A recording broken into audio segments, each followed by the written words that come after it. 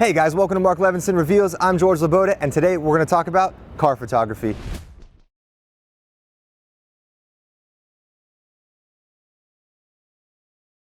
Alright guys, so first things first, before we get into the car photography, we need to see what this Mark Levinson sound system can do. Let's put on some music.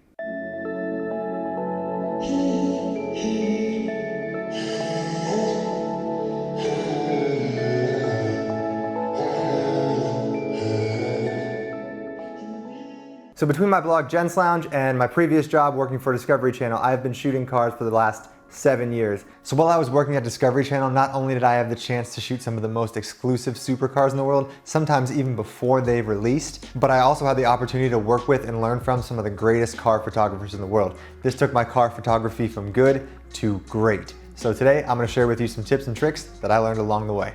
So first things first, you do not need a super fancy camera to get good photos of your car. You can pretty much do it with your phone, you can do it with a DSLR, you can do it with a basic point and shoot, literally pretty much anything. However, no matter what you're shooting on, you do want to focus on two things. If you're shooting your full car, you want to have more of a wider angle lens. Now, your standard lens on your phone will pretty much be a wide angle lens, but if you have a lens to attach to a camera, I would recommend something from 25 to 35 millimeters. And if you want to do more close-up detail shots, I would recommend something from 50 to 85 millimeters. Now, if you have a standard kit lens or zoom on your camera, you can pretty much gather all of these focal lengths and you will be just fine. Just remember, wider for the full car and more close-up for details. So the next thing you want to pay attention to when you're photographing your car actually has nothing to do with your car at all, but you do want to pay attention to the background. So you want to make sure your background's clean and not too busy, and most importantly, fits the vibe of your car.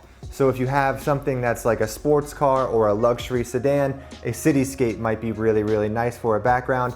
And you know, if you have a truck or something, maybe you want to go to a dirt road or something that's more woodsy. So basically you want to fit the background to the vibe of your car. So once you've got your camera and you've picked out the background, the next thing you want to focus on is the most important thing to getting a great picture of your car, and that is finding the right angles to shoot your car at. So two things I have found that have always worked for me is to shoot the car on an angle, so you're not shooting a flat side of the car like the front, the back, or the side.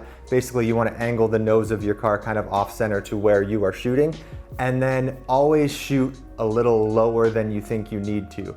So the lower you get, the more kind of empowering and like badass your car is going to look. So the lower you get, the more you'll be able to see kind of the background and maybe whatever's in the background as well, but a low angle is going to make your car look cool. So the most popular angle of a car is called the 3/4 shot, which is basically where you're shooting straight onto one of the corners of the headlights. So you still get to see the full front of the car, and then you'll be able to see the side panel going all the way back to the trunk. It really reveals most of the car. This is the standard way that most cars are shot, so you're very used to seeing this with your eyes, so it's very easy to recreate, and it will look good. And another quick tip before we move on to the detail shots is a great thing about having a big piece of machinery like a car is that you can use the car to kind of block out things in the background that maybe you don't want to see, like a street sign or a street light or a logo on a building. So you can position your car in a way to block out the things that maybe you don't want to see to make your background look a little cleaner and make the car pop. Now moving on to detail shots. These are the shots of the badges on the car, the logos on the wheels in particular, the headlights, the tail lights, maybe the wing on the trunk. For these types of shots, you really want to use a zoom lens and a longer lens just because it will really focus on the details that you want to focus on, and everything else in the background and the foreground will be a little blurry, so you'll be able to focus on the specific item that you are looking to focus on.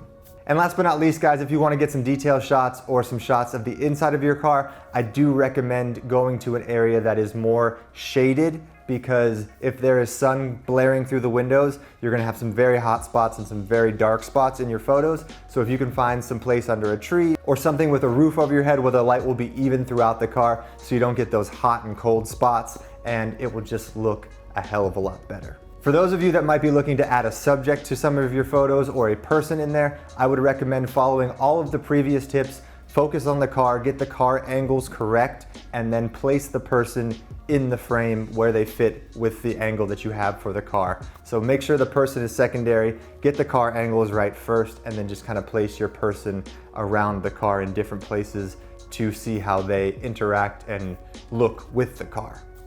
All right, guys, that pretty much wraps up this episode of Mark Levinson Reveals. Remember, guys, practice makes perfect, so go out there and shoot your car. Shoot as many pictures as you possibly can whenever you get the chance to do so. I guarantee you will get better as you shoot more and more. So take as many photos as you can and have fun, guys. Cheers.